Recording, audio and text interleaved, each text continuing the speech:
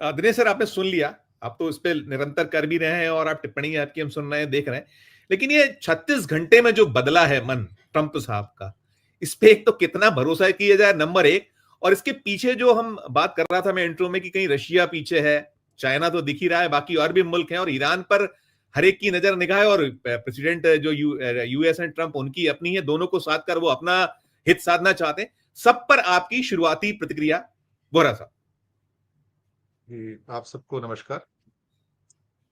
Actually मसला तो खैर बहुत गंभीर हो गया है, लेकिन इसका एक सबसे इम्पोर्टेंट जो की पॉइंट मुझे लगा, जो मैंने अपने कई प्रोग्राम्स में दिया भी है,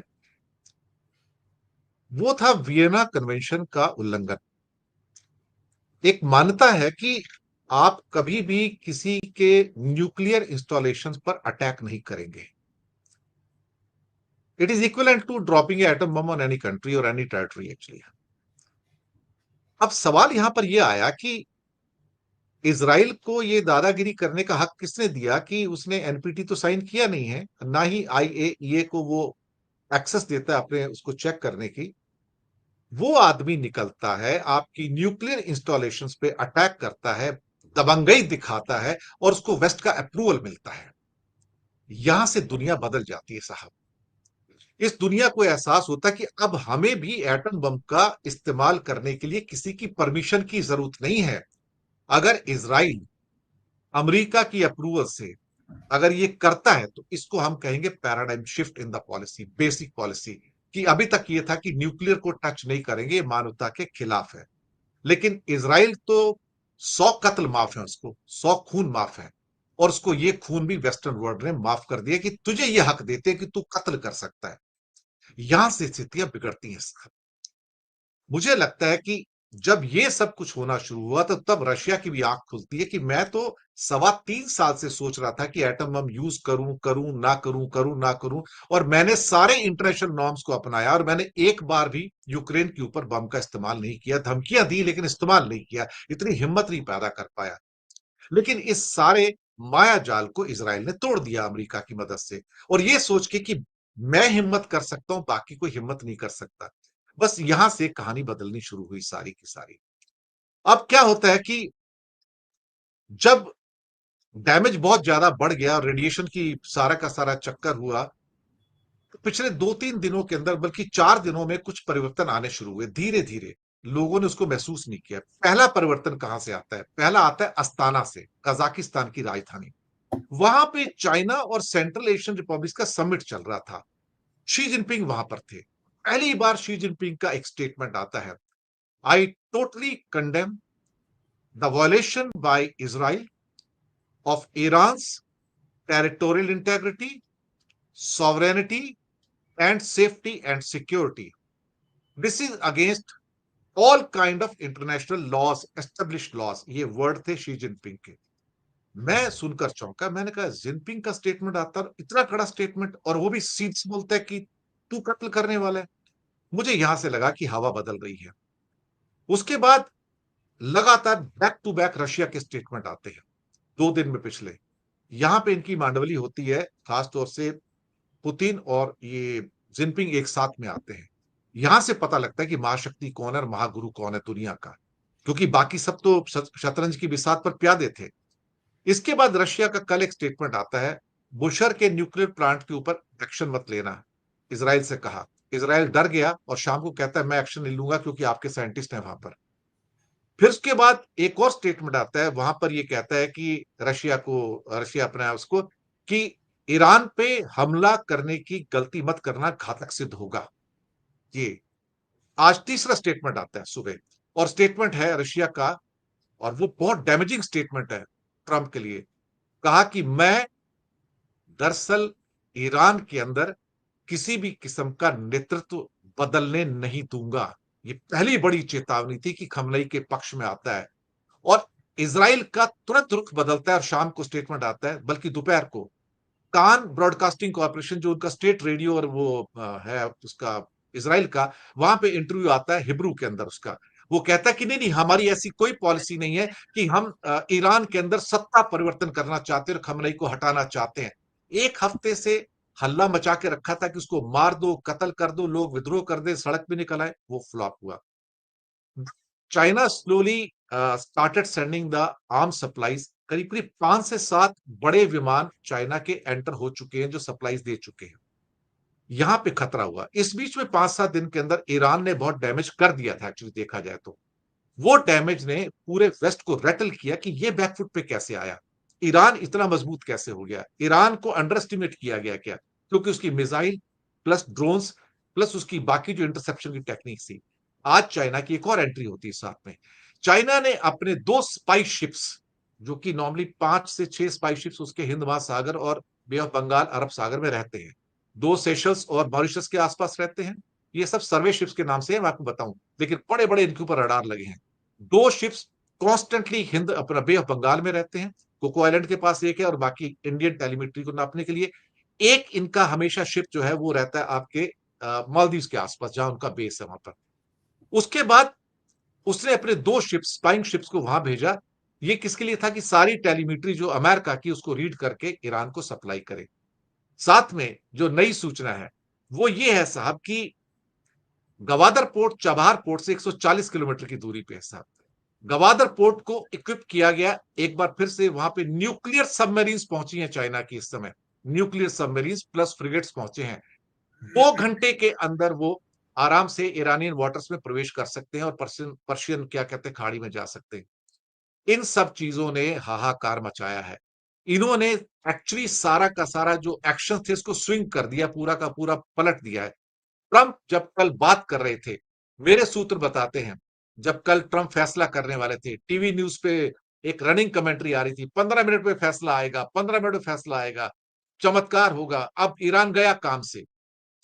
उस समय एक गुप्त कॉल होती है सर, एक सीक्रेट कॉल होती है, पुतिन की कॉल होती है ट्रंप को, दोनों आपस में बात करते हैं, और वहां पे शॉर्ट कॉल है, बहुत बड़ी नहीं है। उस टाइम पुतिन ने उससे कहा, don't act, postpone it now, otherwise फंस जाएगा तू, मर जाएगा। And then he bought the time, 14 days की मैं शांति से बैठ के कुछ कर पाऊं। साहब, इन 3 दिनों के अंदर शी जिनपिंग और पुतिन की जोड़ी हैवी पड़ गई। उन्होंने असर्ट करके ये बताया कि दुनिया में सुपर पावर किसे कहते हैं। एक बार फिर से रशिया को मौका मिला कि वो वर्ल्ड सीन पे आए, खासतौर से उसके ये शब्द कि मैं ईरान में सत्ता परिवर्तन नहीं होने दूंगा। ये एडवाइस नहीं थी, ये वॉशिंगटन को चेतावनी थी कि आप इसकी कोशिश मत करना। एक बात और सुन लीजिएगा साहब, चाइना ताजिकिस्तान को क्रॉस करके पूरे ईरान में आ जाता है आराम से, बीच में हालांकि उज्बेकिस्तान भी वहां पर है और साथ में तुर्कमेनिस्तान के साथ में है। लेकिन एक किस्म से ईरान जो है वो रशिया का, सेंट्रल एशिया तो उसी का है, सारा का सारा रशिया का ही है। उसका और चाइना के लिए एक बैकयार्ड है साहब, मैं आपको बताऊं, उसकी स्ट्रेटेजिक डेप्थ है। आप सीरिया को गंवाने के बाद आप इसको नहीं गंवा सकते साहब। रशिया की बहुत बड़ी स्ट्रेटेजिक हार होगी, लेकिन ये इक्वेशन जब चेंज हुई तब हालात यहां खराब होने शुरू हुए। और जब इसराइल को अब महसूस हुआ कि अब मैं बैकफुट पे हूं, मैं जीत नहीं सकता, अकेला कुछ नहीं कर सकता, तो अमेरिका से उसने मदद मांगी। अमेरिका की ज्यूज लॉबी बहुत स्ट्रांग थी। कल शाम तक ज्यूज लॉबी ने इतना प्रेशर एक्सर्ट किया कि ट्रंप बिल्कुल टूटने जा रहा था, लेकिन ही स्टूड बाई, क्योंकि पुतिन ने उसको कहा था कि टूटना मत और टाइम खरीद ले। इस बार ज्यूज लॉबी हार गई, मैं आपको बताऊं। जूस लॉबी चाहती थी कि अमेरिका अटैक करे, लेकिन अमेरिका का अगर फोर्डो प्लांट के ऊपर अटैक हो भी जाता तो 60 मीटर तक, तो वो तो 80 मीटर से ज्यादा है, 100 मीटर तक नीचे है, तो उसकी बदनामी अलग से होती है अमेरिका की कि मैं अल्टीमेट वेपन यूज करके, what he calls as a mother of all bombs, still you could not defeat them. और उसके बाद फिर बीच में एक, परसों से मैंने एक क्लिप्स दिखाई थी, राकेश जी भी मेरे साथ में थे आदरणीय, वो ये थी कि मे बी, एक चित्र था, वीडियो आता है, मे बी यानी कि मैं एटम बम का इस्तेमाल कर सकता हूं। 16.5 लाख स्क्वायर किलोमीटर का ईरान और 22,000 स्क्वायर किलोमीटर का इसराइल। साहब 16.5 लाख के लिए 5,000 बम भी कम है, लेकिन साहब 22,000 किलोमीटर के 4-6 शहरों को तबाह करने के लिए 4 ही काफी हैं। इस बात का एहसास हो गया था अमेरिका को कि now things are turning pretty bad. और इस चक्कर में चाइना जब टुगेदर आया और पुतिन आया, यहां से इक्वेशन सारी बदलती शुरू हो गई। अब जो भी स्वर निकल के आ रहे हैं नेतन्याहू के, वो बहुत कमजोर स्वर है सर, इस टाइम बहुत कमजोर है। अब वो अपनी जान बचाने की सोच रहा है। आई पर्सनली फील कि इन 14 दिनों के अंदर there will be an order to the so called Netanyahu, stop it now here. जो शी जिनपिंग ने कहा था ना कि stop it now, you have violated it and you will stop it. बाकी बैकडोर से सारी की सारी चीजें चल रही हैं, विटकॉफ की बात हो रही है, अब्बास अरागची से बात हुई है, वो अपने आप चलती रहती है। देखिए, विदेश नीति में बैकडोर के चैनल्स हमेशा ओपन रहते हैं, वो खिड़कियां कभी भी बंद नहीं रहती हैं, मैं पहले बताऊं। लेकिन इसमें एक चीज होती है ना, लस्टर, मैजिक, वो किसने लूज किया? वो लूज किया इंडिया ने साहब। India stood nowhere in the world यही मैं आपसे डिप्लोमेसी। सवाल पूछने वाला था कि ये पूरे मसले में भारत कहाँ आके खड़ा हुआ है, क्या स्थिति उसकी है, और हमारे तो मोदी जी नहीं ध्यान दे रहे हैं। और दूसरा, अभी भी अमेरिका वही बात कर रहा है कि बिल्कुल परमाणु बम बनाने के करीब है, ईरान करीब है। वो उसने जो आप एक फितरत की बात है, दोनों पे मैं चाह रहा था आप करिएगा, प्लीज प्लीज प्लीज। सर, वो इसराइल 20 साल से चिल्ला रहा है उसके पास बम है, बम है, बम है। ये बात वो इराक के बारे में भी कहते थे। ये इनका वेस्टर्न स्टाइल है सर, पश्चिमी देशों का स्टाइल है ये लोगों को घुमाने के लिए।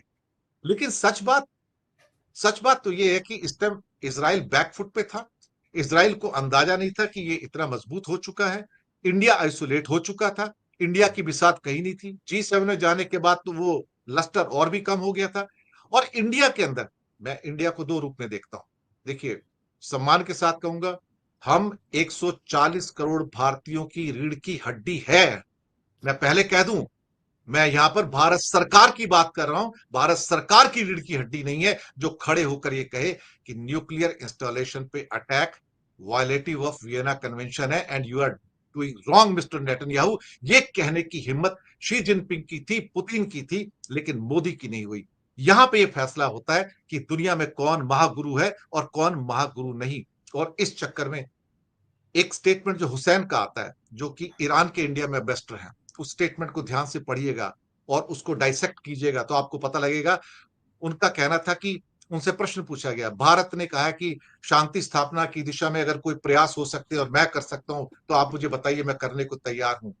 तो हुसैन ने कहा कि शांति स्थापित करने की दिशा में जो भी प्रयास होंगे हम उनका स्वागत करते हैं, प्रोवाइडेड, बशर्ते कि आप इजराइल को कंडेम करें, इजराइल की निंदा करें कि उसने हमारे देश पर हमला किया और न्यूक्लियर इंस्टॉलेशन पर हमला किया। भारत निंदा करने को तैयार नहीं था।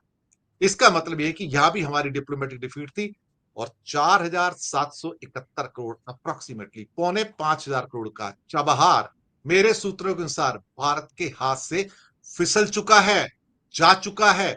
अब वो चीन को तोहफे के तौर पर ईरान देने जा रहा है, क्योंकि ईरान को पता लग गया कि संकट की घड़ी में मेरे साथ कौन खड़ा है, कौन नहीं खड़ा है। इंडिया ने तो अपने पहले पेश दिखा दिए कि मैं तो भैया इजराइल के पक्ष में हूं। और लेकिन इंडिया की धुलमुल राजनीति ने, कूटनीति ने शायद हमें कहीं का नहीं छोड़ा। दो चीजें तो हो गई। एक तो इजराइल और अमेरिका का उस ताकत का, चौधरीपन का बबल बस्ट हो गया, यानी कि वो दादा नहीं है।